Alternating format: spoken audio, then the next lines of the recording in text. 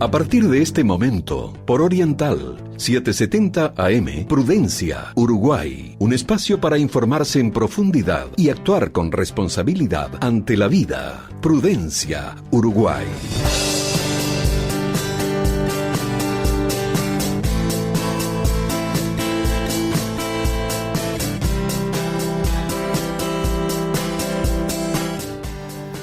Muy buenos días, ¿cómo están? Bienvenidos a una nueva entrega de Prudencia Uruguay en este sábado 28 de agosto. Ya estamos terminando el mes de agosto y por arrancar septiembre se nos va el año, como quien dice.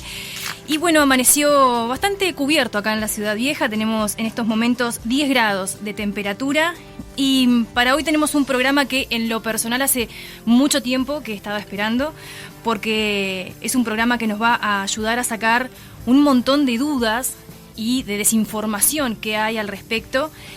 Y hoy vamos a hablar específicamente sobre los mitos que hay sobre la morfina, un medicamento que tiene una muy mala prensa. Y vamos a hablar también sobre el tratamiento del dolor. Es para eso que voy a presentar a los dos invitados que tengo en el día de hoy.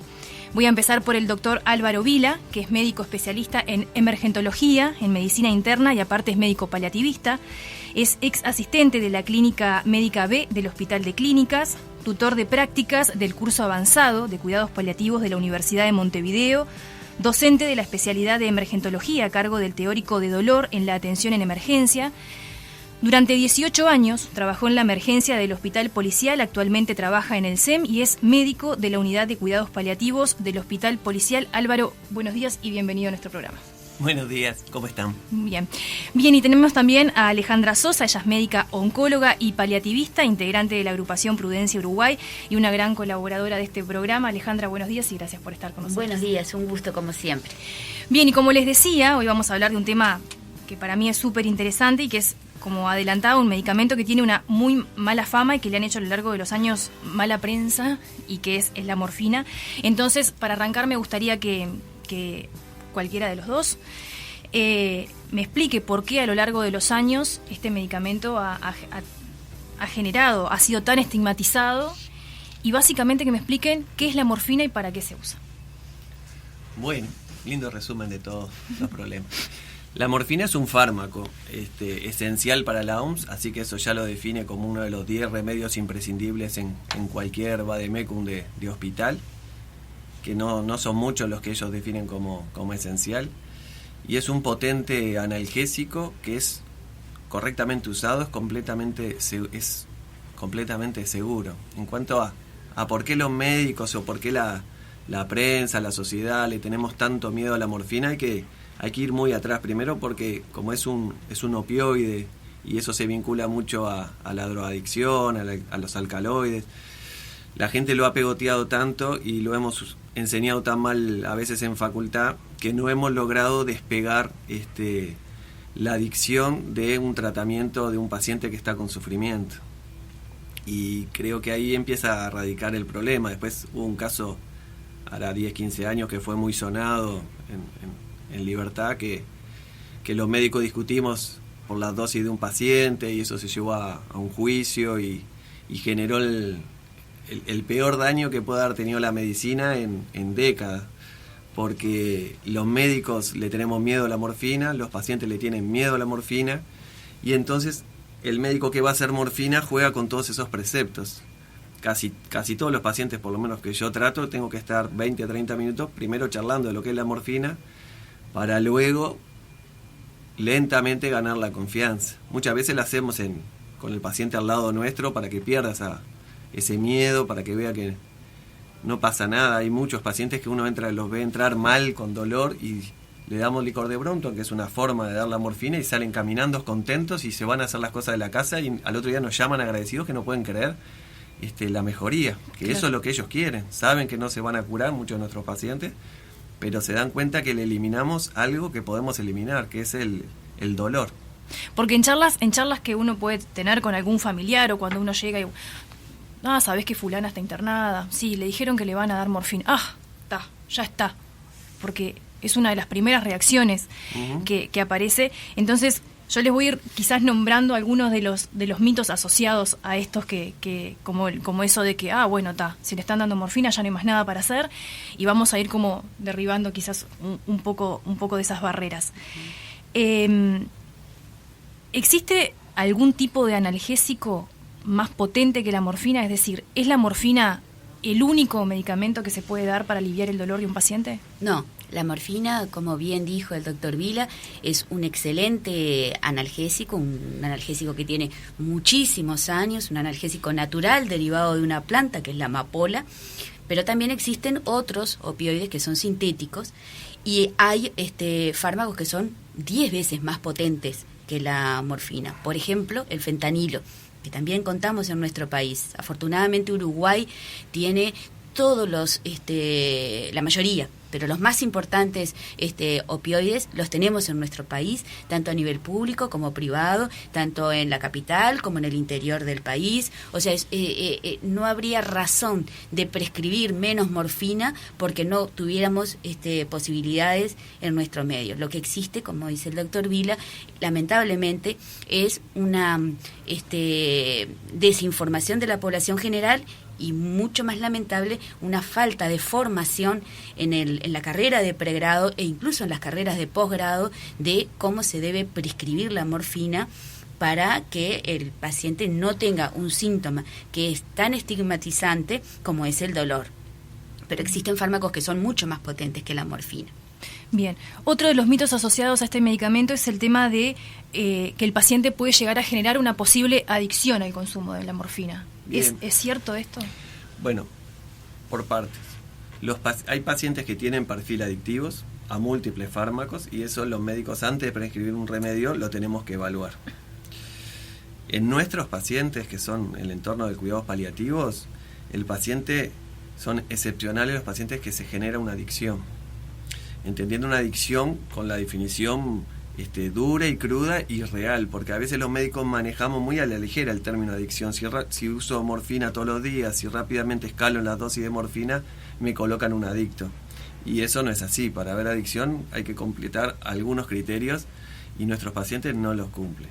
Lo que sí los pacientes nuestros requieren la morfina es para calmar el dolor, y que seguramente lo que pasa, que es un fenómeno que pasa con la morfina, es que van a adaptarse a la morfina y van a requerir dosis crecientes del fármaco. No porque el paciente esté mal, puede estarlo, sino porque el cerebro es muy plástico y disminuye los receptores a los opioides.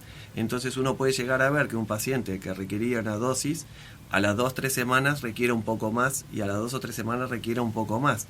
Eso no quiere decir que el paciente se haya hecho adicto, no quiere decir que el paciente esté peor, puede estarlo, pero no quiere decir eso, sino que simplemente tengo que aumentar la cantidad del remedio para tener el mismo efecto. Pero eso es un fenómeno de adaptación. Para hablar fácil y sencillo, es lo que nos puede pasar con la primera cerveza que tomamos. La primera cerveza que tomamos, algunos nos puede dejar medios alcoholizados, y luego del consumo de los meses, de los años, uno empieza a tolerar mucho más el alcohol.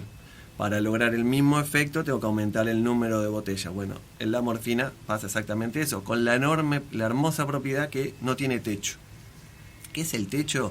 Es que si yo te doy una aspirina, sé que la dosis máxima que puedo darte está estipulada. Después de esa dosis máxima te voy a generar un efecto adverso, gastritis, problemas en la coagulación, y no voy a tener más efecto beneficioso que con la dosis máxima.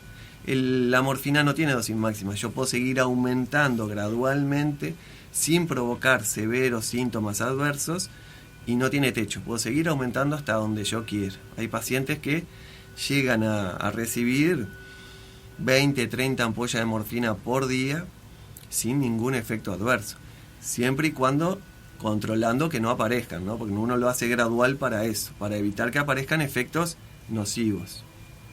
Bien. Otro mito vinculado a la morfina es que, y esto lo he llegado a leer en algunos comentarios sobre todo en nuestras redes sociales, que llegan a nuestras redes sociales, es que dice que hay como ese mito de que los médicos, para acelerar la muerte de un paciente, empiezan a suministrar cada vez más morfina. ¿De dónde surge este mito y por qué esa creencia de que, como decía el médico, quizás suministrando cada vez más morfina al paciente se le puede acelerar la muerte? existe, o sea, eso es una realidad y uno lo ve en los comentarios, en las redes sociales, incluso en programas de prensa hay médicos que también lo han comunicado de esa manera. No es la realidad. La morfina no se usa para sedar un paciente, por ejemplo. Si nosotros estamos ante un paciente que tiene una enfermedad crónica, que está limitando su vida, estamos enfrente a un paciente que es incurable y que tiene un síntoma refractario, que como ya lo hemos dicho, es un síntoma que puede ser cualquiera, dolor, un sangrado, una dificultad respiratoria, y le hemos dado todo lo que tenemos a nuestro alcance para poder calmar ese síntoma y no lo hemos logrado, la indicación médica correcta, legal, ética y deontológicamente correcta es ya pactada también con el paciente, porque necesitamos su consentimiento y también hablado con la familia, es la sedación paliativa. Y la morfina no se usa para sedar un paciente. Quien seda un paciente con morfina, primero le va a costar mucho, y segundo, no se utiliza la morfina para sedar un paciente. O sea que es algo que es incorrecto, pero que lamentablemente sí está muy arraigado eso, ¿no? De que le damos morfina para que el paciente se duerma. No lo vamos a lograr. Bien. ¿Está solamente indicada para pacientes terminales la morfina? Bueno, justo... No lo charlamos. Justo este es un tema controversial porque ahora la gente que hace dolor crónico está un poco en revisión el tratamiento con opioides, si realmente se benefician o no del tratamiento a largo plazo con opioides, porque también pueden ser generadores de dolor por otras vías. Y es muy discutido en cuanto al dolor crónico, si bien lo usamos, porque el paciente, después que pasamos, en Uruguay y en todo el mundo usamos opioides en el dolor crónico. Pero parecería que no bastará solo con el opioide, ¿no? Porque el paciente con dolor crónico tiene, igual que nuestros pacientes, una dimensión del dolor que tampoco mucho aprendemos en facultad, que es la dimensión de la espiritualidad del paciente, la dimensión del trastorno social que le provoca, el paradigma de los dolores crónicos y la fibromialgia, que es sumamente inentendida en todo el lado, porque el médico choca con el paradigma físico. Le duele, bueno, le hago opioides, pero seguramente esa señora, ese señor, porque mayoritariamente sean mujeres de fibromialgia, tenga el dolor, le genera un trastorno espiritual, un trastorno social, un trastorno de relacionamiento, un trastorno laboral, un trastorno de pareja, y si uno no trata todas esas cosas, por más opioides que le demos a una persona, no va a mejorar. Pero el opioide lo usamos en agudo. Yo hago emergencia móvil, si tenemos una fractura, tengo que dar opioides. Si un paciente está con un edema agudo pulmón y no es de primera línea actualmente, pero también podemos dar morfina para sacar esa falta de aire que le genera ese estrés y esa angustia al paciente. O sea que el opioide está en todo, en cada uno de los actos médicos. El problema que tenemos los médicos, me parece a mí, es un tema de información. Que sería la base central, porque el paciente necesita información. El paciente está desinformado, pero para yo informar, tengo que informarme yo. ¿Cuál es el problema? Que los médicos no queremos ir a leer. Mi mujer dijo que no hablara mal de los médicos, le mando un beso. Que yo los mando a leer. Tratamiento del dolor, no hay que ser ningún especialista, aunque también me formé junto con especialistas del dolor. Hay que leer 10 hojas. 10 hojas nada más. Y morfina hay que leer 4. Entonces, cuando uno está en contra de algo, pongámosle vacunas, pongámosle que están de moda, hay que leer, hay que informarse para luego informar. Uno después que lee esas 10 hojitas, porque no son más que eso en los libros de texto, uno se da cuenta que en realidad se está perdiendo de un arsenal terapéutico. Porque ¿qué pasa? Hay un autor que dice que siempre el dolor de uno es el más importante y el del otro no debe ser para tanto, ¿sí? Pero cuando te duele y cuando esa es la base de nuestro trabajo, porque es uno de los síntomas que el paciente más lo angustia, de sufrimiento y de pedida de eutanasia o de acortar la vida, es el tema central. Saber tratar el dolor, saber responder a ese dolor, se basa en informar al paciente. Al informar al paciente bajamos mucho el estrés también del paciente. Cuando uno le dice toda la información, toda la información en qué estadio estamos de la enfermedad, cuál es el plan de tratamiento, cuáles son los mitos de la morfina, cuándo la vamos a usar. La angustia del paciente, el estrés del paciente baja tanto que es mucho más fácil controlar el dolor. Por eso es lo lindo de los cuidados paliativos. Uno, en realidad, no hay mentiras acá. Uno cuando conversa puede conversar al paciente diferente que lo puede hacer en un consultorio otro especialista. Nosotros, nuestra base es la información. Es enfocarse en el paciente, ver cuál es su problema y de ahí ofrecerle una terapéutica. Y la mayoría de los pacientes responden al tratamiento. Y la morfina es el fármaco esencial en cuidados paliativos o en enfermedades crónicas. Esencial. Porque la gente sufre por dolor. Y como hay otro autor que dice, Cassel creo que dice que el sufrimiento es algo inherente a la calidad humana, pero el dolor es evitable. O sea, yo lo que puedo hacer es evitar el dolor y después trabajar con lo que quede si hay sufrimiento, porque muchas veces la causa del sufrimiento es el dolor y pueden tener una vida casi normal. Nuestros pacientes cuidados paliativos tienen un dispositivo de uso de morfina subcutáneo y hacen su vida normal. Obviamente que hay pacientes que van evolucionando a etapas que terminan en la postración o en la cama o en una silla de ruedas.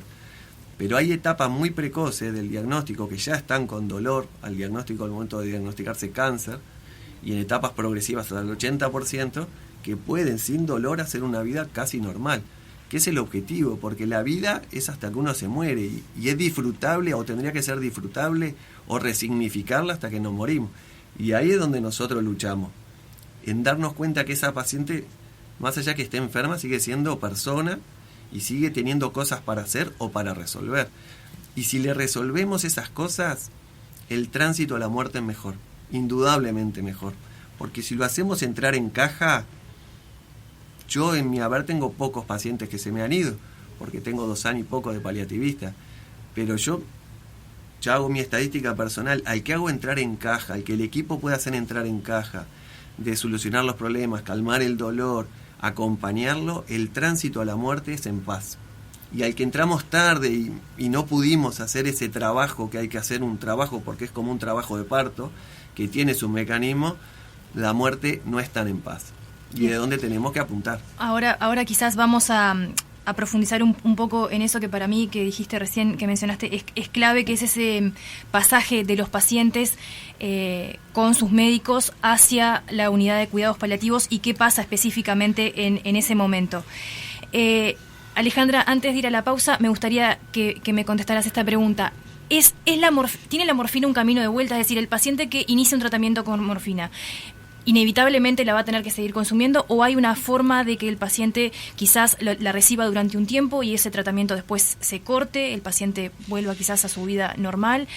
¿Cómo es ese y cómo se retira ese medicamento una vez que se inicia un tratamiento con morfina? No necesariamente lo tiene que tener para siempre.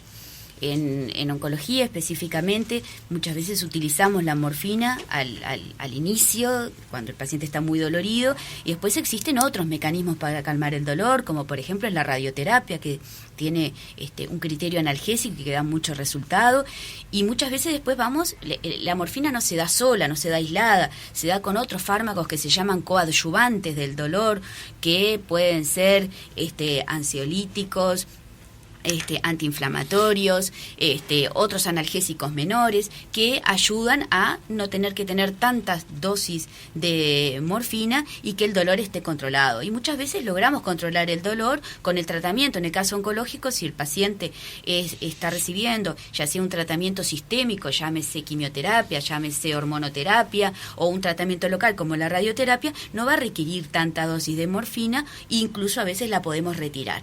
¿Qué pasa con la retirada de la morfina?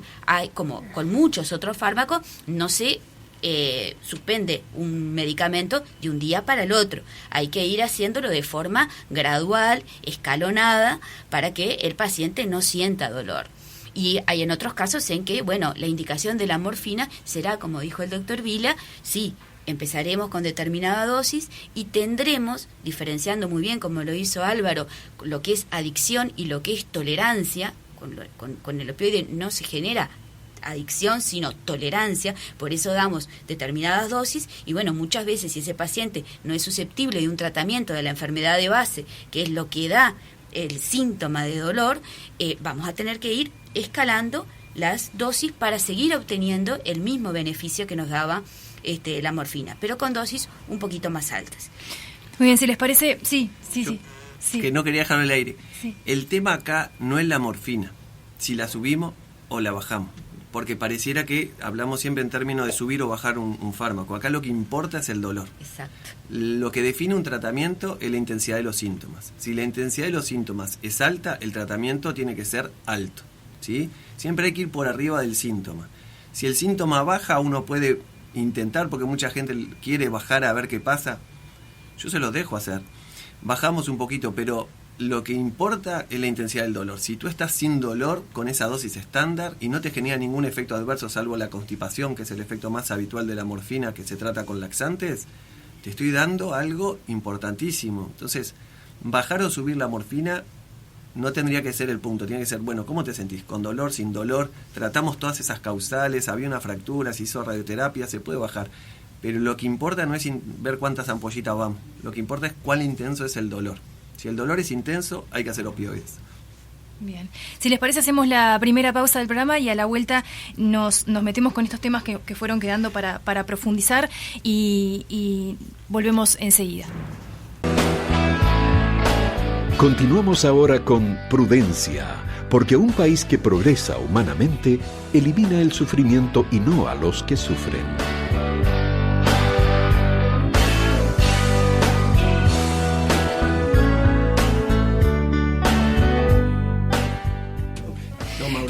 Muy bien, continuamos en este segundo bloque de Prudencia Uruguay, tramo final. Nos habían quedado algunos temas pendientes. Quería consultarles en qué pacientes puede llegar a estar contraindicada la morfina. Contraindicada 100%, no conozco una contraindicación 100%, excepto que el paciente sea alérgico, que existen pacientes que son alérgicos, pero son mínimos. Yo conozco un solo paciente, hace 18 años que hago cuidados paliativos, hace 20 que hago oncología, no he conocido otro más que un solo paciente que es alérgico a los opioides. Y otro que estaba catalogado como paciente alérgica a otro fármaco, la metadona, pero que no estábamos muy seguros. Pero en realidad la única contraindicación, no sé Álvaro si conoce algún otro caso, pero de contraindicación de morfina, la única es que uno sepa que el paciente es alérgico, y bueno, así como si es alérgico a la aspirina, no le podemos dar aspirina. Pero otra contraindicación, no, que yo sepa, por lo menos no existe. Hay interacciones farmacológicas con algunos antidepresivos, pero habitualmente los usamos. Lo que hay que, como todo, es informarse de las interacciones, ¿no? Más allá sabiendo que después del cuarto remedio que le ponemos a una persona en su cuerpo, es imposible saber las interacciones. Claro. No hay muchas contraindicaciones absolutas al uso de la morfina. Bien. ¿Cómo se posiciona Uruguay y qué significa que Uruguay tenga un buen acceso a este medicamento? ¿Y cómo se posiciona Uruguay con respecto, por ejemplo, a América Latina con respecto al uso de la morfina? Bien, estamos bien. En comparado con América Latina, tenemos una excelente disponibilidad, tanto del sector público como el privado, a la morfina y a sus derivados, porque hay que saber que la morfina se puede dar intravenosa, subcutánea, vía oral, en pastillas y en soluciones acuosas. Entonces, la disponibilidad que tiene el médico para indicarla y la accesibilidad que tiene el médico para indicarla es alta.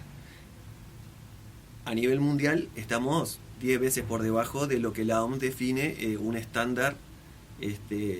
Nos cataloga, nos ponen la cantidad de miligramos que hacemos anualmente en cada paciente, y ahí estamos bajos todavía, mucho más bajos del primer mundo, Estados Unidos, Canadá. Pero si lo comparamos con América Latina, venimos bien, y seguramente venimos cada vez mejor. No solo porque uno en parece que nos estamos adulando que lo de cuidados paliativos sabemos tratar el dolor y lo demás. No. El dolor lo aprendimos a la fuerza, porque es el 80%, 90% de los pacientes van a presentar dolor, y entonces es como nuestro métier. Pero los equipos de dolor que hay tanto en el nivel mutual como en el público, la humanización de la medicina, que cada vez es más alta, y la gente de primer nivel tratan el dolor y lo tratan muy bien. Tan es importante la morfina que si uno solo mira, es un indicador independiente de calidad de asistencia. Si uno se va a los hospitales y revisa cuánta morfina están dando, puede inferir cuán buena es la calidad de un hospital. Esos son trabajos a nivel internacionales, de alta calidad, ¿sí? Y los españoles introducen un poquito más porque ellos se autoquieren y se tiran para arriba diciendo que desde que aparecen las unidades de cuidados paliativos, y yo le agregaría los equipos especializados en dolor, en Uruguay ha sido exponencial el crecimiento. ¿Qué quiere decir eso? Que venimos por el buen camino, que más pacientes están recibiendo la analgesia que necesitan y se merecen, y que más profesionales somos presionados día a día para estudiar cada vez más acerca del tratamiento del dolor. Que parecía una cosa loca, ¿no? Porque si yo les digo ahora a cualquiera que está escuchándome por qué fue al médico en los últimos meses, el 80% me va a decir por dolor, aunque sea dolor torácico, dolor pleurítico, dolor de riñón, dolor por una cistitis. El dolor es el motivo de consulta más frecuente a nivel mundial en el área prehospitalaria y hospitalaria y en policlínica. Entonces, si hay una bolilla que uno no se tendría que jugar, es el dolor. Parece como, en esta conversación parece como bastante loco entonces que haya tanto desconocimiento a nivel del personal médico a la hora de prescribir, al parecer, un analgésico que vendría a ser como bastante fundamental para el tratamiento del dolor, justamente. Sí, mi mujer ya me dijo que no hable mal de los médicos, entonces voy a hablar de estudios internacionales. España, Francia, hacen estudios que nos interpelan, porque cuando uno no muestra la realidad es para mejorarla, no para esconderla bajo la almohada. El 70% de los pacientes que van en España o en Francia a los hospitales o a las ambulancias prehospitalarios que consultan por dolor, vuelven a sus casas con el mismo síntoma de dolor. Y cuando les preguntan cómo los atendieron, la mayoría están desconformes y la mayoría se van sin un plan de ruta del diagnóstico del dolor. ¿Qué van a hacer con ese dolor? ¿Cómo se estudia? ¿Dónde se estudia? ¿A qué policlínica van a ir? ¿Quién es el médico de referencia que lo va a seguir? Porque el dolor es un síntoma que a veces es un signo también, que a veces es una enfermedad.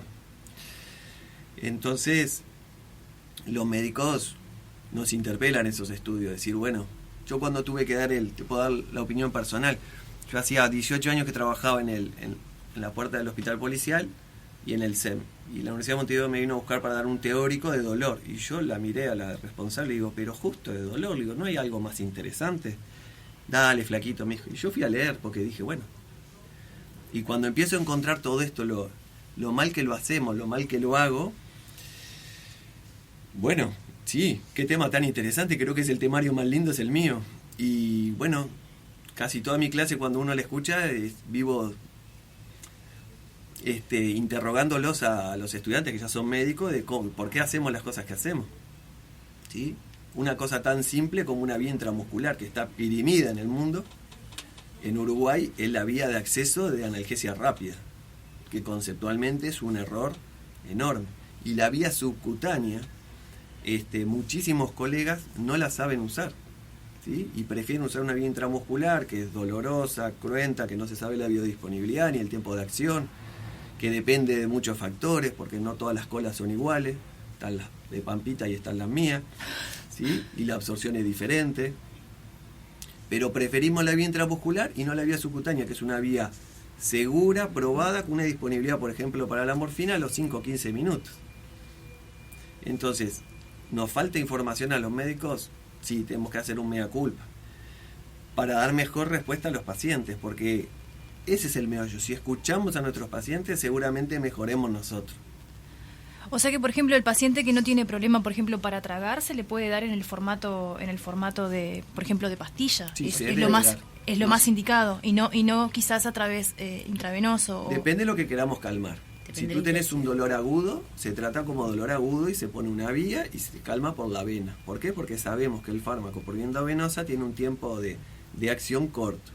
Pero si uno viene con un dolor crónico, pongámosle una lumbalgia de intensidad moderada, por más que yo te pinche la cola, tú te vas a ir con dolor y vas a seguir con dolor en tu casa. ¿Hasta cuándo? Hasta que los procesos fisiológicos que provocaron el dolor generen desinflamación. Eso es mucho más seguro darlo por vía oral. La clásica Oxa B12 intramuscular, día que le damos, lo sometemos, hay un fármaco con mejor biodisponibilidad por vía oral. Es más barato, tiene menos complicaciones locales y genera igual efecto del dolor. Pero también es cierto que la población la hemos educado para que nos pida el famoso inyectable intramuscular para calmar ese dolor. y a veces los médicos es más fácil darlo que explicarlo. Claro. Bien, vamos a meternos ahora en un tema capaz que un poco más complicado, que es esta vinculación que hay entre la morfina, la sedación paliativa y el cóctel lítico. Entonces, me gustaría que me explicaran un poco qué rol juega la morfina, por ejemplo, en la sedación paliativa, si es que juega, y que me explicaran cómo es el proceso en donde se le explica a un paciente que va a iniciar el camino de una sedación paliativa y por qué. La morfina en realidad no tendría que jugar ningún rol en la sedación. Solamente un paciente que ya lo tenemos, ya tiene dentro de las prescripciones de todos los fármacos, así como tiene el protector gástrico, tiene la morfina, y llega el momento que, como repetimos siempre, llega el momento en que tenemos un síntoma refractario, no lo pudimos calmar con todo lo que tenemos, tanto farmacológico como no farmacológico, con todas las medidas psicológicas, sociales, emocionales, espirituales, no olvidándonos que el paciente no es un órgano, sino una persona que tiene una historia y que tiene una familia y que está pasando por un momento difícil de su vida. La morfina queda en el lugar. Si estaba prescripta la morfina la dejamos quietita. No es un fármaco que vamos a utilizar para la sedación. Para la sedación se utilizan otros fármacos. En cuanto al cóctel, el cóctel ya hemos dicho que fue algo que se utilizó y se utilizó en su momento hace muchísimos años atrás, pero que hoy en día, si alguien lo utiliza, no tengo idea, no tengo datos de quiénes utilizan o cuánto se utiliza hoy en nuestro país, pero en realidad está la sedación, con que un solo fármaco nos ayuda a sedar al paciente cuando se dan las condiciones dadas.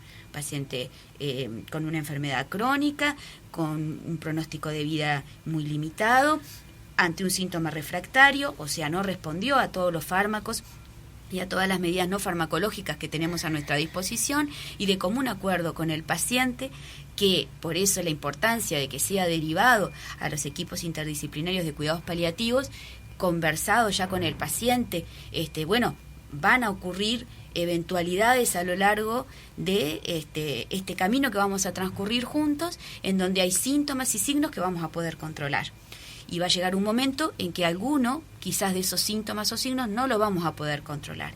En ese momento nosotros tenemos la obligación, porque no podemos permitir que un paciente sufra, por cualquiera sea su sufrimiento, tenemos la indicación médica, que es la sedación, y lo conversamos con el paciente, y es algo que ya está pautado. De ahí la importancia de que el paciente haya sido derivado en forma precoz a una unidad de cuidados paliativos, ¿no?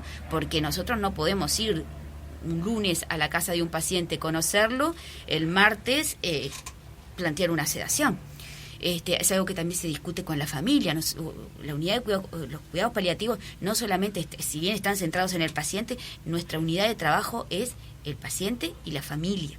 Por lo tanto, muchas veces podemos estar de acuerdo con el paciente, que obviamente es quien toma la decisión, pero también tenemos que tener un diálogo con la familia. Por eso la importancia de algo que tampoco se nos enseña en la Facultad de Medicina, que es la comunicación con el paciente, la comunicación con la familia y la comunicación con los demás integrantes, tanto del equipo de salud como dentro de los médicos, con los distintos colegas que ven a ese paciente, los distintos especialistas que ven a ese paciente. Pero la morfina, si está, continúa, no se utiliza para sedar un paciente. El cóctel lítico, ya lo hemos dicho muchas veces, pero siempre es bueno repetirlo, no es una práctica, por lo menos que yo tenga conocimiento, que se practique habitualmente, porque en realidad basta 1 o 2 fármacos, 3 fármacos que tenemos en el arsenal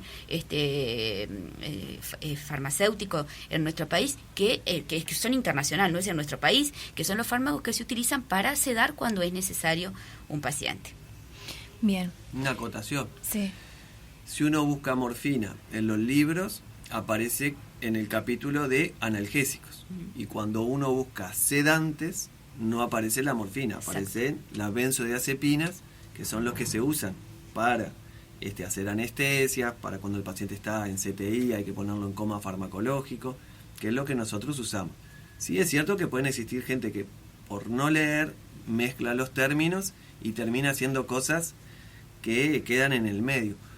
Y otro matiz es que no hablamos de lo que es, que siempre decimos que somos nosotros los que indicamos la sedación, pero hay veces que el paciente está en un hospital o está en el domicilio, que no está siendo atendido por una unidad de cuidados paliativos, o que no está disponible un teléfono del médico tratante, y tiene síntomas de agonía. Uno se está muriendo en la casa, lleno de secreciones o con falta de aire, con un sangrado masivo, y cae un médico como yo de la emergencia móvil y tiene que resolver. Y no tiene que usar morfina, porque la morfina en ese ambiente no va a ser otra cosa que, además, vienen recibiendo dosis altas por el dolor, una ampollita de morfina o media ampollita de morfina, como a veces por no saber le ponemos, no pasa absolutamente nada. ¿Y qué es lo que va a pasar? Que ese hombre va a morir sufriendo. Y lo que hay que ofrecerle son sedantes, porque está en una fase agónica y uno se está muriendo mal. No siempre nos morimos mal, pero cuando pasa eso hay que detectarlo, por lo tanto tenemos que reconocerlo y tratarlo enérgicamente. Y esa fase es tan importante que no necesita el consentimiento de nadie, porque el paciente está tan mal que uno ya sabe lo que tiene que hacer, no tiene que pedir permiso, ¿sí? Entonces es importante que nos formemos en eso, porque cada vez la población va envejeciendo, cada vez uno tiene la percepción de que la enfermedad cáncer está siendo más presente. Para mí, en número de casos, capaz que es por el sesgo que tengo yo ahora que estoy trabajando, y nos vamos a ver enfrentados a pacientes al final de la vida. Y cuando uno lee, le entra la responsabilidad, porque mientras uno no sabe, hace más o menos, y se queda contento con esa media morfinita que hizo. Y llegamos a la base y contamos, se está muriendo tal paciente, le hice media morfina y hablé con la familia que no había más nada para hacer. Y hay mucho para hacer. Tenemos que hablar con la familia, tenemos que contener, es como un trabajo de parto, dice Eric Benito, que es un oncólogo español. Ese proceso de la muerte también hay que conducirlo de la manera más adecuada y hay que tratarlo. Entonces, podríamos capaz que decir que es fundamental que el paciente que está quizás siendo tratado por un equipo médico sea derivado en tiempo y forma a un equipo de cuidados paliativos para que tenga un correcto tratamiento del dolor cuando ya este otro equipo quizás no pudo hacer más nada, como quien dice. Sí, tengo una lucha perdida, pero no me entregué.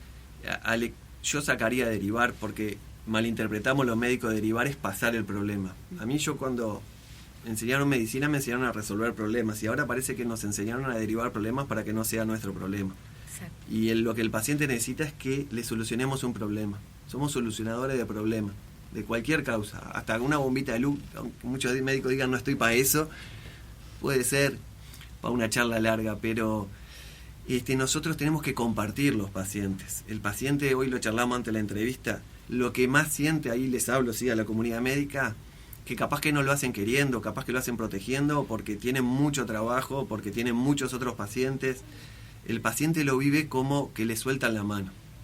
En esa derivación, bueno, te voy a pasar a cuidados paliativos, el paciente lo vive, tenemos historias preciosas, como que piensa que vamos a llegar y lo vamos a matar, o que ya no hay más nada para hacer, esa frase que hay que desterrar de la medicina.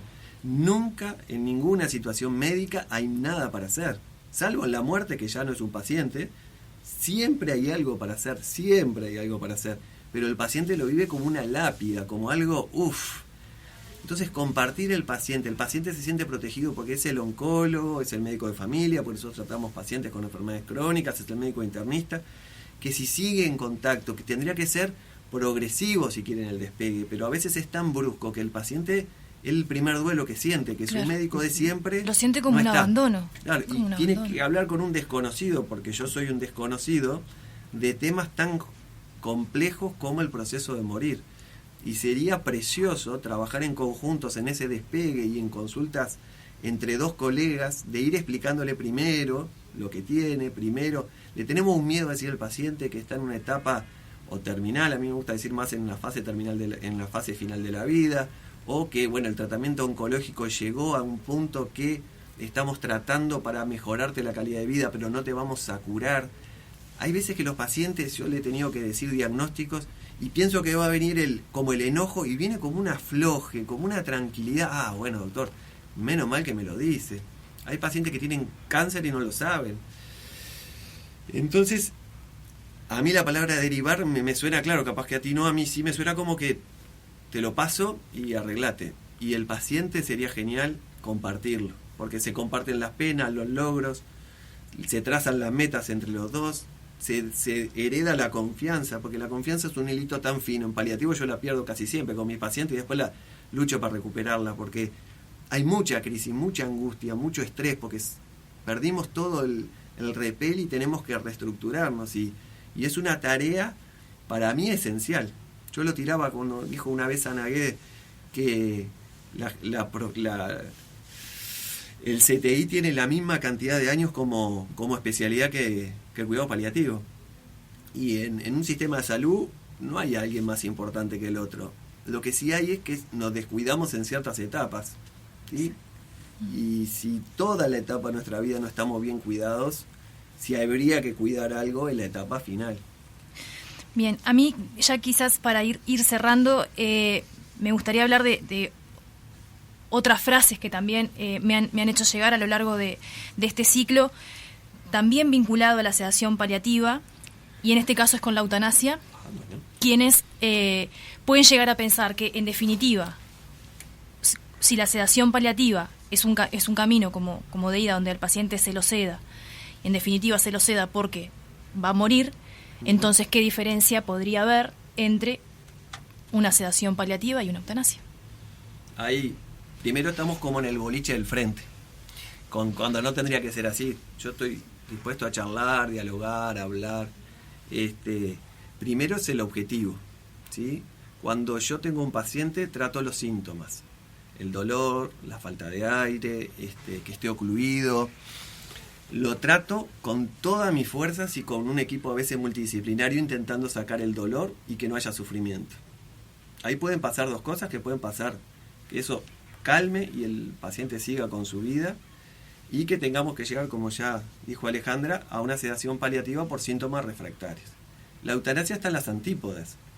Aplica bruscamente un tratamiento para producir la muerte. Así que hay dos categóricas diferencias. Uno, el fármaco a usar, la dosis. Mi intención es tratar, el otro es matar. Uno se llama fármaco y el otro se llama veneno, ¿sí? Veneno quiere decir, doy un fármaco, una dosis que te mato, eso es un veneno. Yo doy un fármaco, una dosis que te trate, eso es un medicamento. El fin es matar y el otro fin es aliviar. Pero además le hacemos optar al paciente en una etapa de fragilidad absoluta, porque no estamos charlando en una mesa y nos ponemos a charlar a ver qué pasaría si yo tengo un cáncer terminal. Se lo estamos ofreciendo, o la ley o nos habilita a ofrecerlo en el momento de mayor vulnerabilidad de una persona, que le decimos que tiene un cáncer, que no se lo podemos tratar y que está expuesto a múltiples sufrimientos. No elegir la eutanasia así planteado parece a alguien de loco, ¿no? Si a mí me dicen, como nos metemos con el sindicato, una encuesta que después es para acceso de la gente, para que la prensa tenga sus insumos para charlar y dialogar, que la opción es morirse de un sufrimiento insoportable o eutanasia, el que no elija eutanasia hay que hacerlo ver por un psiquiatra. Le faltó la otra opción. ¿Qué te parece si, en vez de matarte de entrada, en vez de dejarte con un sufrimiento insoportable, te ofrecemos un equipo que está dispuesto a ayudarte y acompañarte, aun cuando los otros médicos especialistas te sueltan la mano como tú sentís, que se entrenaron para tratar el dolor, que se la van a jugar si ese dolor, esa falta de aire no mejora, y tomar la responsabilidad de sedarte en un proceso de charla con el paciente, porque esa confianza se gana. Ahí estaría linda la encuesta, a ver qué decimos. Y si a pesar de ese intento de calmar el sufrimiento en un corto periodo de tiempo se hace refractario, sí, te ofrezco algo que se llama sedación, que evita que tú percibas los síntomas de sufrimiento y que la muerte venga cuando tiene que venir por tu enfermedad. Claro, para hacer esa pata seguramente haya que poner mucho más recursos en juego, porque es más barato, y ya me meto con la gente de la eutanasia, matar a 10 que tratar a 1. Entonces las empresas médicas pueden empezar a mirar esto desde un punto de vista económico. Y lo segundo, nos quieren meter en la ley que nosotros tenemos que intervenir en el paciente que necesita eutanasia. Yo creo que no hay ningún paliativista en Uruguay y en el mundo que no quiera más recursos. Tener más autos para salir, más personal, más psicólogos, más nerd, más asistente social. Nos van a derivar esos pocos recursos que tenemos, que son insuficientes en casi todas las unidades, porque al trabajar en una emergencia móvil las conozco a todas, porque es donde cuando fallan aparece la emergencia móvil a cubrir el hueco. Obviamente que ese recurso que falta es lo que hay que generar, y no meternos a nosotros que ya estamos mal a tratar de convencer a alguien de que sí, de que no, para luego él decida que sí, que va a ser un costo emocional para el equipo que tenga que atenderlo, porque nosotros estamos convencidos de lo que decimos, y además vamos a derivar recursos de pacientes que quieren seguir con nosotros. Entonces, no solo la eutanasia a mí me parece de manera incorrecta, porque hay leyes que ahora protegen que el paciente no sufra, sino que además le va a sacar los pocos recursos que tienen los cuidados paliativos, que venían despegando en Uruguay, que vienen cada año mejor, que venimos cada vez con más formación, con más equipos, convenciendo a la gente de gestión que somos equipos que, además de hacerle un bien a un paciente, generamos que el hospital gaste menos, porque sabemos cómo administrar los recursos y no se gastan recursos innecesarios, y porque además la satisfacción del paciente es mejor, ¿sí? Yo entiendo que a los gestores les gusta la plata, pero capaz que tener un neurocirujano 24 horas de guardia no es costo-beneficio. Se gasta mucha plata, pero el paciente lo va a necesitar. Esto es costo-beneficio, pero además es un plus para el paciente. Y es un derecho que todos los pacientes tienen a morir en Uruguay, a morir bien y dignamente. Y voy a terminar ahí con una frase categórica, porque voy a usar a alguien que... Carlevaro, que fue hablando sobre el acceso a facultad. Carlevaro fue un decano de facultad, pero hablaba sobre el ingreso a facultad y la limitación a la entrada a la carrera médica, y yo lo voy a usar a él, que no sé qué piensa la eutanasia, pero él decía que un problema ético. Tenemos una fábrica que produce sombreros para el invierno y produce 20 sombreros, pero hay 100 personas para darle esos sombreros. ¿Qué hacemos? ¿Cortamos cabeza o generamos más gorro? Bueno, esto es exactamente igual. ¿Qué hacemos?